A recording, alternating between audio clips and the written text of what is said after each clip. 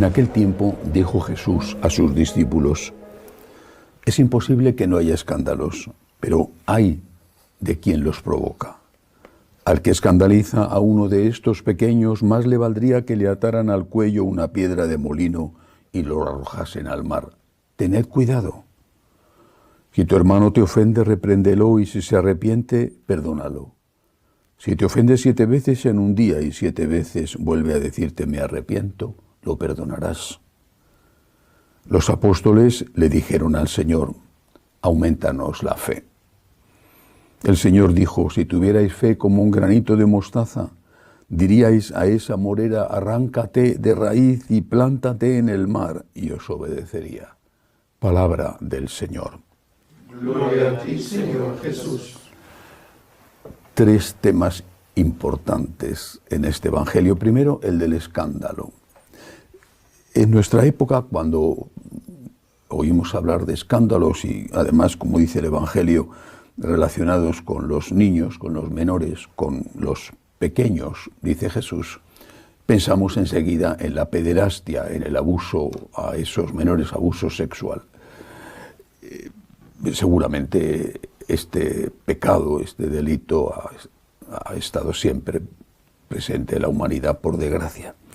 Pero no creo que se refiriera concretamente a eso Jesús, aunque naturalmente también debía de referirse a eso. Porque hay otro escándalo, y no es solo el del abuso sexual, el escándalo de la mala enseñanza. ¿Qué daño se hace a los pequeños, y no solamente a los niños, a los que no tienen suficiente formación? ¿Qué escándalo y qué daño se les hace cuando, ocupando la cátedra de un representante de la Iglesia, se les transmiten enseñanzas que no son las del Evangelio, que no son las de la Iglesia? Esas personas no pueden defenderse. A lo mejor son adultos, pero no tienen formación, y lo que dice el señor cura, pues está bien dicho, para eso es el señor cura, para eso ha estudiado. ¿Qué daño se hace? ¿Qué daño se ha hecho? ¿Cuántos buenos católicos se han alejado del propio Cristo porque les han enseñado cosas totalmente equivocadas, por ejemplo, sobre la Biblia? Porque les han enseñado a interpretar la Biblia no como algo que ocurrió, sino como algo inventado.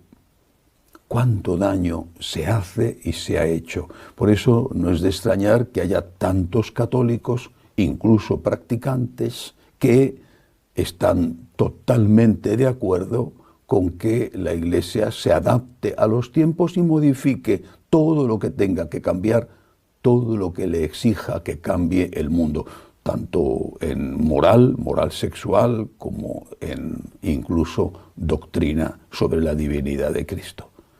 Porque los han enseñado mal. Es posible que los que enseñan mal también hayan sido mal educados, posiblemente. Dios sabrá la culpa que tiene cada uno, pero esos son escándalos.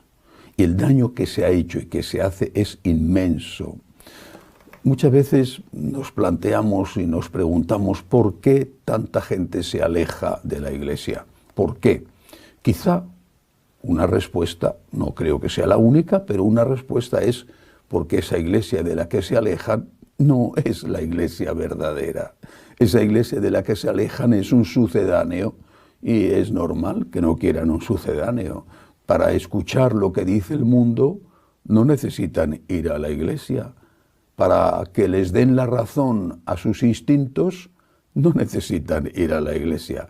Allí van a oír lo mismo que ya están oyendo en la televisión. Les basta y les sobra con lo que oyen, ven en la televisión.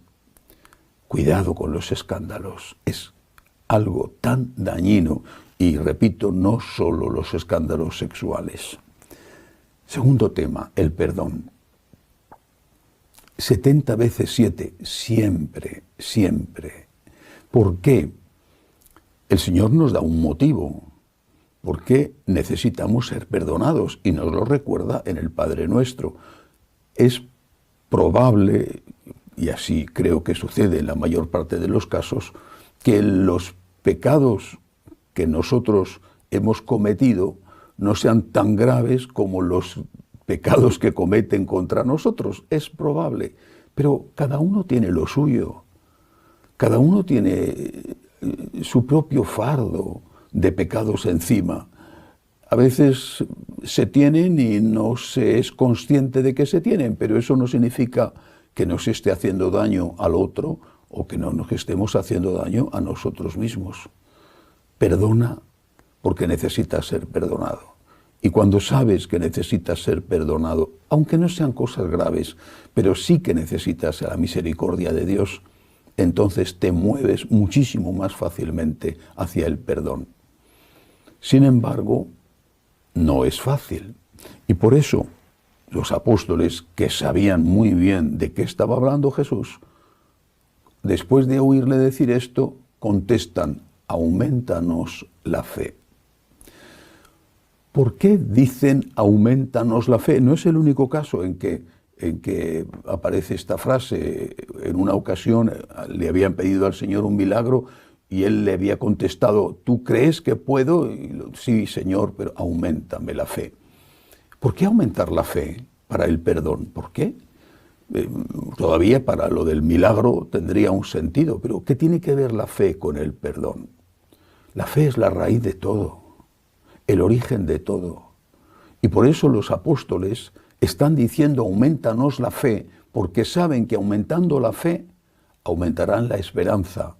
Es decir, la certeza de que hay un juicio, que puede ser de condena o de absolución, pero hay un juicio porque hay vida eterna. Y eso es importante a la hora de decidir cómo nos vamos a comportar aquí, es decir, la caridad. Aumentando la fe, aumenta la esperanza y aumenta el amor. ¿Podían haber dicho: aumentanos el amor, aumentanos la caridad? Podían haberlo dicho. ¿Por qué aumentanos la fe? Porque cuando hay fe hay esperanza, y cuando hay fe y esperanza hay caridad, y por lo tanto hay fuerzas para poder incluso perdonar a los peores enemigos. Digamos también nosotros lo mismo: Señor, aumenta mi fe para aceptar todo lo que tú me enseñas. Aumenta mi fe para perdonar a mi enemigo. Aumenta mi fe, Señor, para aceptar también aquellas cosas que no entiendo. Que así sea.